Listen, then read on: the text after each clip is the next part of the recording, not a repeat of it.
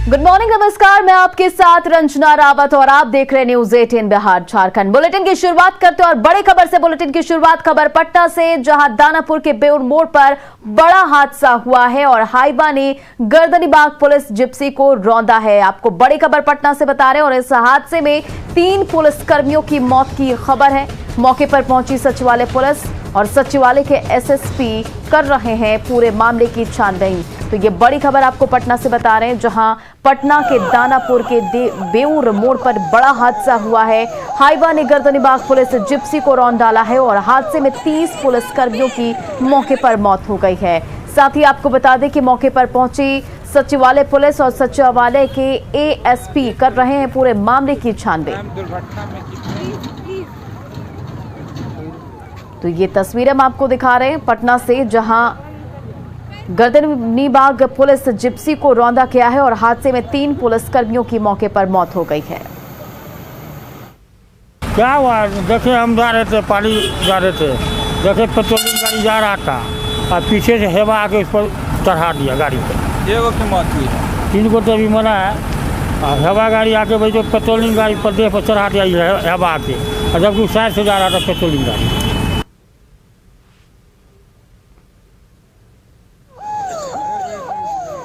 हुई है और यहाँ पर लगे हुए हैं पुलिस कर्मी जो इसमें फंसे हुए थे, जो इसमें दबे हुए थे, उन्हें निकालने की प्रक्रिया जारी है और उन्हें अस्पताल जो है पोस्टमार्टम के लिए भेजा जा रहा है। एम्बुलेंस के माध्यम से, जो एम्बुलेंस यहाँ पर पहुँची है उसके माध्यम से जो है भेजा जा रहा है। यहाँ पर आग लग गई है जिप्सी में भी, जो है उसके लिए दमकल की गाड़ी आई है और यहाँ पुलिसकर्मी जो है लगे हुए हैं कि यहाँ जो घटना हुई है आखिर कौन कौन अभी जो है पहचान कर रहे हैं। हालांकि जो है इसमें पुलिसकर्मियों की मौत हुई है, इस वजह से पुलिसकर्मी इसमें लगे हुए हैं। उन्हें भी दुख है क्योंकि उनका साथी जो है एक साथी छोड़ करके चला गया है। इसी वजह से जो है ये लोग अभी उसमें लगे हुए हैं, कुछ अभी बता नहीं पा रहे हैं क्योंकि घटना बड़ी है। और ऐसे में जो पुलिसकर्मियों की मौत हुई है उन्हें फ़िलहाल जो है पोस्टमार्टम के लिए भेजा जा रहा है। दानापुर के बेउर से न्यूज़ 18 के लिए अमरजीत शर्मा। और इस पर अधिक जानकारी के साथ हमारे सहयोगी अमरजीत शर्मा इस वक्त लाइव हमारे साथ जुड़ गए हैं। अमरजीत, देखिए इस पूरे दर्दनाक हादसे में 3 पुलिसकर्मियों की मौत हो गई है, क्या कुछ इस पर अधिक जानकारी है? जी देखिए, यही वो घटना हुई है। हम कि ये स्पॉट है और यहीं पे हाइवा दिखाई दे रहा है आपको कि किस तरह से जो है हाइवा ने यहीं पे जिप्सी लगी हुई थी और हाइवा जो है कुचल करके खुद हाइवा भी जो है एक्सीडेंट कर गया है। और इसमें जो है पुलिसकर्मी 5 पुलिसकर्मी जिप्सी में सवार थे और उसमें से 3 पुलिसकर्मियों की मौके पे ही मौत हो गई है, दब करके मौत हुई है। हाइवा रगड़ा गया जिप्सी से, जिसकी वजह से हाइवा से आग लग गई है जिप्सी में और यहीं पे वो दर्दनाक घटना हुई है। और इस घटना में 3 पुलिसकर्मी की मौत हुई है, जबकि जो है यहाँ जो 2 पुलिसकर्मी है वो घायल हुए हैं। एक एसआई सिया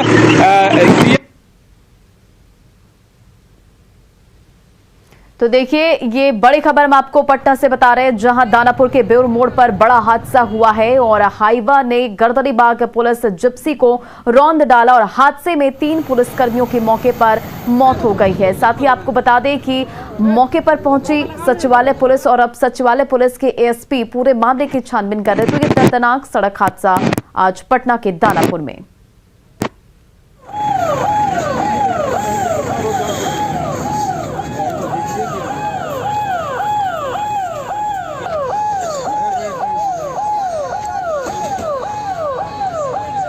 तो देखिए, ये बड़ी खबर पटना से, जहां हाइवा ने पुलिस जिप्सी को रौंदा और हादसे में 3 पुलिसकर्मियों की दर्दनाक मौत हो गई है। बढ़ते हैं अगली खबर की ओर। वैशाली के भगवानपुर में गैस लीक करने से आग लग गई और जिससे आधा दर्जन घर जलकर राख हो गए। स्थानीय लोगों ने काफी मशक्कत के बाद आग पर काबू पाया। खाना बनाने के दौरान गैस लीक होने से ये आग लगी और आसपास के घरों को अपनी चपेट में ले लिया। तो ये वैशाली से आपको खबर बता रहे हैं, जहां आग लगने से आधा दर्जन घर जल गए। वैशाली के भगवानपुर से ये खबर, गैस लीक करने की वजह से आग लगी है और करीब आधा दर्जन घर इस आग में जलकर राख हो गए।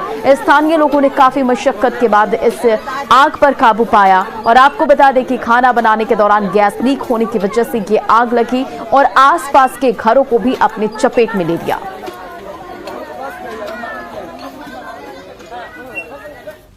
और अब बात कोरोना की। कोरोना के कंट्रोल के लिए आज बड़ी बैठक होगी। मुख्यमंत्री Nitish Kumar high level meeting करेंगे और आपको बता दें कि शाम 7 बजे आज बैठक होने वाली है। तो बिहार में लागू की जा सकती है पाबंदियां। तो ये बड़ी खबर आपको कोरोना पे बता रहे हैं, जहां लगातार बिहार में कोरोना के जो केसेस है बढ़ रहे हैं और कोरोना कंट्रोल के लिए आज बड़ी बैठक होने वाली है। मुख्यमंत्री Nitish Kumar high level meeting करने वाले हैं और ये बैठक शाम 7 बजे होने को है और बिहार में लागू की जा सकती है कई पाबंदी।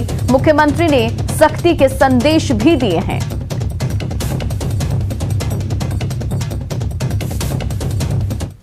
तो हमने कह दिया है कि भाई आप 7 दिन के लिए अगला, चूंकि रोज बढ़ रहा है ना, तब एक बार अगर 7 दिन के लिए करिएगा, ज्यादा लंबा समय करे तो अभी नहीं कर सकते हैं, बहुत तेजी से आगे बढ़ जाएगा तो बहुत जल्दी और कुछ करना पड़ेगा। इसलिए कुछ ही समय के लिए भी 1 सप्ताह या 5 दिन जो कुछ भी आपको लगे।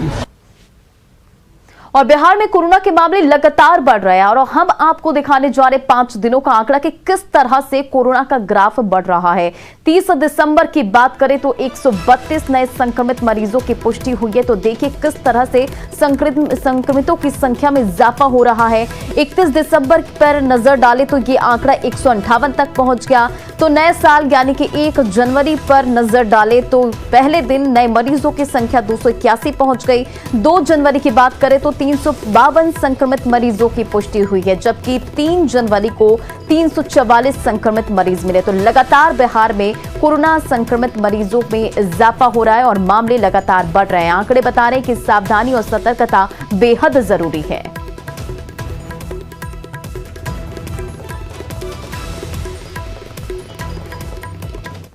पटना साहिब के सेवादार और सुरक्षा कर्मी सहित 10 लोग कोरोना पॉजिटिव पाए गए हैं, जिसके बाद बिहार से आने वाले सभी लोगों को RT-PCR रिपोर्ट सौंपने को कहा गया है। जिन लोगों के पास रिपोर्ट नहीं होगी उनकी जांच कराई जाएगी। पटना के DM और SP ने गुरुद्वारा प्रबंधक कमेटी के पदाधिकारियों के साथ मीटिंग की, जिसमें यह फैसला लिया गया कि 8 जनवरी को निकलने वाली शोभा यात्रा में बच्चे शामिल नहीं होंगे, साथ ही लंगर भी छोटे स्तर पर होगा।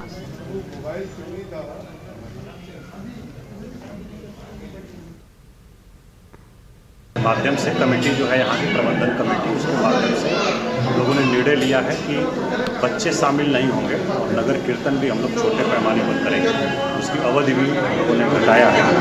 तो ये प्रिकॉशनरी मेजर्स जो है उसको हम लोग ले रहे हैं। लंगर भी जो बहुत बड़े पैमाने पर चलता था, विशेषकर लोकल क्राउड जो रहती थी तो वो बहुत बड़ी संख्या में लोग आते थे, तो निर्णय हुआ कि लंगर भी छोटे पैमाने पर चलेगा। इधर पटना के नालंदा मेडिकल कॉलेज अस्पताल में 72 जूनियर डॉक्टर और छात्र की कोरोना रिपोर्ट पॉजिटिव आई। 153 जूनियर डॉक्टर और मेडिकल स्टूडेंट का RT-PCR जांच किया गया था। उसमेमें से 72 की रिपोर्ट जो है वो पॉजिटिव आई और इसमें 23 जूनियर डॉक्टर 49 छात्र हैं। अब तक NMCH में कुल 168 डॉक्टर और छात्र कोरोना पॉजिटिव मिले हैं और अस्पताल के अधीक्षक ने इस बात की पुष्टि की है। और इधर बिहार शरीफ में स्वास्थ्य विभाग की बड़ी लापरवाही सामने आई है, जहां 2 भाइयों को कोवैक्सीन की जगह कोविशील्ड का टीका दे दिया गया। पीयूष रंजन और आर्यन किरण ने IMA हॉल में टीका लगवाया था, लेकिन सर्टिफिकेट मिलने के बाद पता चला कि उन्हें कोविशील्ड का टीका दे दिया गया है। इसके बाद परिवार के लोग काफी चिंतित हैं। मामला सामने आने के बाद सिविल सर्जन ने टीकाकरण केंद्र के दोनों कर्मचारियों को हटा दिया है। पहला डोज था, हम वहाँ पे गए टीका लेने के लिए, तो मेरा अभी 16 साल उम्र हुआ है, तो उसके अनुसार हम गए वहाँ पे लेने के लिए। तो वो जो दे रहे थे उनसे हम पूछे कि क्या है, तो बोले कोवैक्सीन है। तो हम बोले ठीक है, तो फिर हम बैठ गए। हम तो लेफ्ट हैंड दिए थे देने के लिए, फिर भी वो राइट हैंड में दिए, तो फिर दे दिए। उसके बाद फिर ये भाई है तो इसको भी दिया। तो उसके बाद फिर और कोई तीसरा आदमी जब बैठा तो उसके जब पापा पूछे कि क्या दिए, तो बोलता कोवैक्सीन ही दिए हैं। और उसके बाद जब उधर से डाटा ऑपरेटर जो बैठी हुई थी वो बोलती है कोविशील्ड है। तो बोली कोवैक्सीन तो आया ही नहीं है, कोविशील्ड है। तो फिर जब वो दोनों हुआ तो पापा लोग और हम लोग जब बोलने लगे उसको कि आप ऐसे कैसे दे सकते हैं, हम तो स्लॉट बुक किया कोवैक्सीन के लिए, तो आप कोविशील्ड क्यों दिए? तो बोलने लगा कोई दिक्कत नहीं है, इससे कोई दिक्कत नहीं, यही पढ़ना था। उसके बाद फिर दोनों भाग गया वहां से। और मुख्यमंत्री नीतीश कुमार समाज सुधार यात्रा के तहत आज औरंगाबाद आएंगे। पुलिस लाइन ग्राउंड में मगध प्रमंडल के सभी 5 जिलों के करीब 5000 जीविका दीदियों के साथ मुख्यमंत्री संवाद करेंगे। तो आज समाज सुधार अभियान के तहत मुख्यमंत्री नीतीश कुमार औरंगाबाद पहुंचने वाले हैं। इसे लेकर जो तैयारी है वो पूरी कर ली गई है। और आपको बता दें कि ये समाज सुधार अभियान पुलिस लाइन ग्राउंड में मगध प्रमंडल में होगा और सभी 5 जिलों की करीब 5000 जीविका दीदियों के साथ मुख्यमंत्री नीतीश कुमार आज संवाद करेंगे। नेता प्रतिपक्ष तेजस्वी यादव की बेरोजगारी हटाओ यात्रा से पहले ही बस सज धज कर तैयार हो गई है और जिस बस से तेजस्वी यादव यात्रा पर निकलेंगे वो राबड़ी आवास पर लाई गई। तेजस्वी यादव खरमास के बाद बेरोजगारी हटाओ यात्रा पर निकलने वाले हैं। उनकी ये यात्रा मुख्यमंत्री नीतीश कुमार की समाज सुधार यात्रा के जवाब में होने वाली है।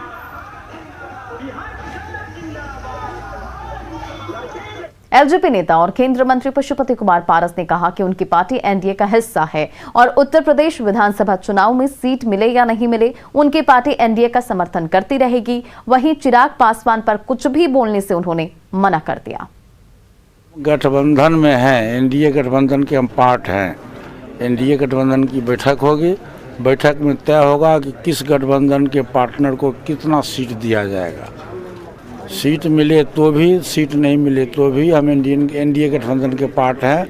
हम निश्चित रूप से 5 स्टेट में जो चुनाव हो रहा है हमारी सहभागिता होगी। हमारा दल उस गठबंधन के साथ हम हैं और हम चुनाव प्रचार में जाएंगे। और इधर गया में सड़क हादसे के बाद ग्रामीणों ने एक बस में आग लगा दी जिसके बाद काफी देर तक हंगामा होता रहा। परैया थाना क्षेत्र के मीरगंज में बस ने एक बच्ची को कुचल दिया था जिसके बाद लोग भड़क गए और बस में आग लगा दी। तो ये तस्वीरें आपके सामने गया। सड़क हादसे में एक बच्ची की मौत के बाद गया में गुस्साई भीड़ ने एक स्कूल बस में आग लगा दी। बस में आग लगाए जाने के बाद धू धू कर बस जलकर खाक हो गई। दरअसल इस स्कूल बस की चपेट में आने से परैया थाना क्षेत्र के मीरगंज की एक बच्ची की मौके पर ही मौत हो गई। स्कूल की यह बस परैया की ओर जा रही थी और मीरगंज गांव में इसने अपनी चपेट में एक बच्ची को ले लिया। हादसे के बाद बस लेकर मौके से चालक फरार तो हो गया लेकिन भीड़ भी उसके पीछे ही थी। आखिरकार बाला बिघा के पास बस छोड़कर बस चालक और खलासी फरार हो गया। फिर तो भीड़ ने खड़ी बस में आग लगा दी और देखते ही देखते ये बस जलकर राख हो गई। काफी मशक्कत के बाद दमकल की गाड़ियों ने बस में लगी आग को बुझा तो दिया लेकिन तब तक बस का अधिकांश हिस्सा जल चुका था। गनीमत ये रही कि बस में कोई छात्र नहीं थे। इधर पुलिस ने बच्ची के शव को पोस्टमार्टम के लिए भेज दिया है। मुजफ्फरपुर पुलिस ने 3 लुटेरों को गिरफ्तार किया है जिनके पास से हथियार भी बरामद किए गए हैं और एसएसपी ने बताया कि पकड़े गए सभी अपराधी वैशाली के रहने वाले हैं जो हाईवे पर लूटपाट किया करते थे और इनके पास से हथियार और कारतूस के साथ पिकअप वैन और बाइक भी जब्त की गई है। के दौरान 3 लोगों को अरेस्ट किया गया जिनके पास से एक कंट्री मेड राइफल, एक कंट्री मेड वेपन बरामद किया गया और अन्य सामान एवं लूट के लिए इस्तेमाल की जाने वाली पिकअप वैन को भी बरामद किया गया। गोपालगंज सदर अस्पताल परिसर में शराब पार्टी कर रहे 3 युवकों को पकड़ा गया और पकड़े गए युवक अक्सर शराब पार्टी किया करते थे। पकड़े जाने के बाद छूटने के लिए इन युवकों ने खुद को विधायक और सांसद का करीबी बताया। शराब पार्टी करने वाले युवक महमदपुर थाना क्षेत्र के महारानी गांव के रहने वाले हैं और इनमें से एक विकास कुमार नाम का युवक एसबीआई का सीएसपी संचालक है। विकास के साथी साहिल और हरिकेश किसी काम से गोपालगंज आए थे। यहां तीनों साथियों ने छिपकर शराब पार्टी की थी। यहाँ पे जो मुजरिम था वो यहाँ पहले तो यहाँ के बाथरूम में घुस के दारू पिया हो, दारू पी के निकल के और यहाँ पे मेन बीच में आके और उसके साथ एक बोतल दारू पकड़ा गया यहाँ पे और मेरे को देख के भागने की कोशिश किया यहाँ पे। फिर मैं अपने गार्ड के द्वारा उनको पकड़ के और उसकी जो है कि दारू की बोतल जब्त किए उधर सुपौल के निर्मली में 50 लाख की शराब बरामद की गई है। पुलिस ने 2 घरों में छापेमारी की, जहां से शराब की 6,500 से ज्यादा बोतलें बरामद की गई। पुलिस ने मझारी गांव में छापेमारी की, जहां से एक व्यक्ति को भी पकड़ा गया। साथ ही 8 लोगों के खिलाफ एफआईआर दर्ज कराई गई है। जिले की सीमा नेपाल के साथ सटी है, जहां से शराब की तस्करी होती है और इसके अलावा दिल्ली, हरियाणा, पश्चिम बंगाल और अरुणाचल प्रदेश में भी शराब की तस्करी होती है। कितने घुमा लेते गारंटी नहीं। मुजफ्फरपुर की जिस नूडल्स फैक्ट्री में ब्लास्ट हुआ था, उसे अब तक सील नहीं किया जा सका है और न ही आरोपियों की गिरफ्तारी की जा सकी है।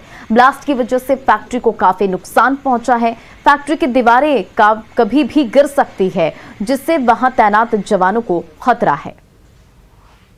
मुजफ्फरपुर में बेला औद्योगिक क्षेत्र में बीते 9 दिन पहले बॉयलर विस्फोट हुआ था नूडल्स फैक्ट्री में। इस मामले के तमाम आरोपी जो हैं वह अब तक फरार हैं। एसआईटी का गठन हुआ और उसके बाद फैक्ट्री सील करने की बात हुई, लेकिन अब तक कुछ नहीं हो पाया है। लेकिन यहाँ की जो तस्वीरें हैं वह बेहद खतरनाक होती जा रही है। यहाँ पर लगातार सुरक्षाकर्मी जो है वो यहाँ पर दिन रात सुरक्षा में लगे रहते हैं और ऐसे में यहाँ की तस्वीर आप देखेंगे किस तरीके से जो सुरक्षाकर्मी है उन्होंने बताया है कि दीवारें अब फटने लगी है। तो ऐसे में शंका है कि किसी भी वक्त यह दीवार जो है गिर सकती है। तस्वीर देखिए, ये मुजफ्फरपुर बेला औद्योगिक क्षेत्र में जो नूडल्स फैक्ट्री है जहां पर विस्फोट हुआ था, उसी का एक हिस्सा है जो विस्फोट में थोड़ा सा दरका था। लेकिन जो प्रत्यक्षदर्शी हैं, जो सुरक्षाकर्मी यहां पर मौजूद हैं, उनकी माने तो वो सब बता रहे हैं कि यहां पर अब दीवारें पहले से ज्यादा दरकने लगी हैं और जो छत हैं, जो टीन के छत बनाए गए हैं, उसके भी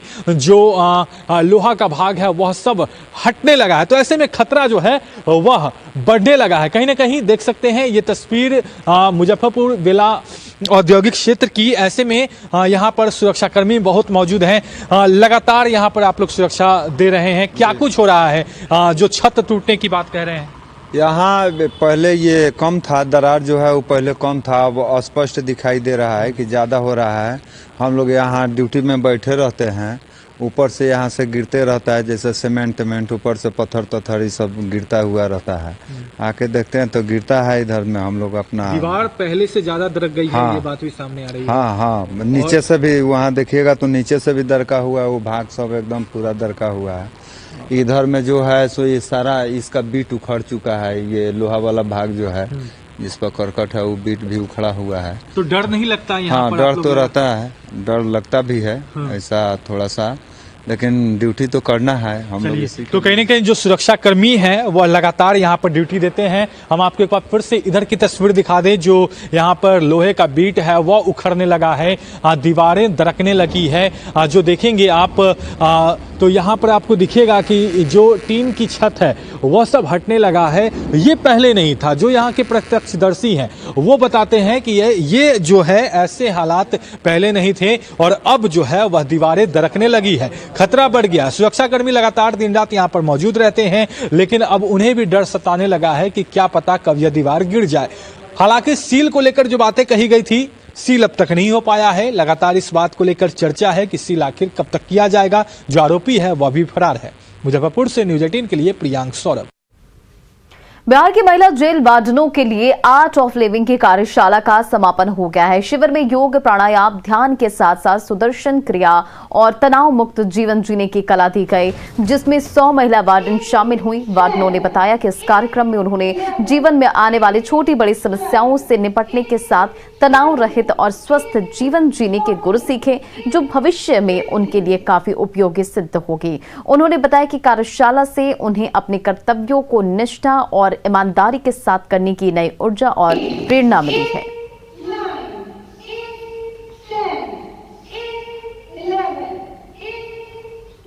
गुरु गोविंद सिंह के प्रकाश पर्व को लेकर मुख्यमंत्री नीतीश कुमार ने गुरु के बाग गुरुद्वारा में पटना साहिब भवन का उद्घाटन किया।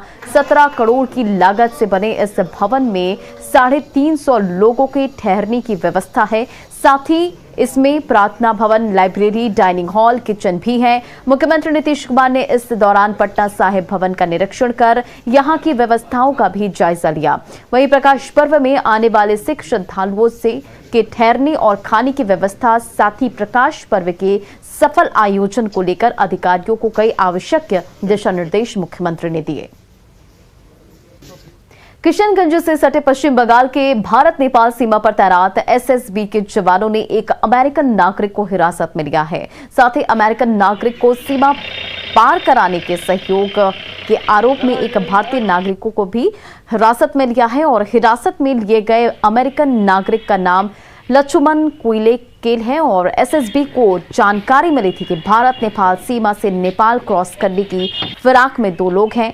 आउटपोस्ट पार्टी ने देखा कि 2 लोग चोरी छिपे सीमा पार करने की कोशिश कर रहे हैं। आउटपोस्ट पार्टी के सुरक्षा कर्मियों ने उन्हें रोका, जांच के बाद हिरासत में लिया और किशनगंज बॉर्डर क्षेत्र में संदिग्ध गतिविधि की संभावना बनी रहती है, जिस पर कई एजेंसी की नजर भी रहती है। और फिलहाल इस बुलेटिन में इतना ही। बने रहे आप न्यूज़ 18 बिहार झारखंड के साथ।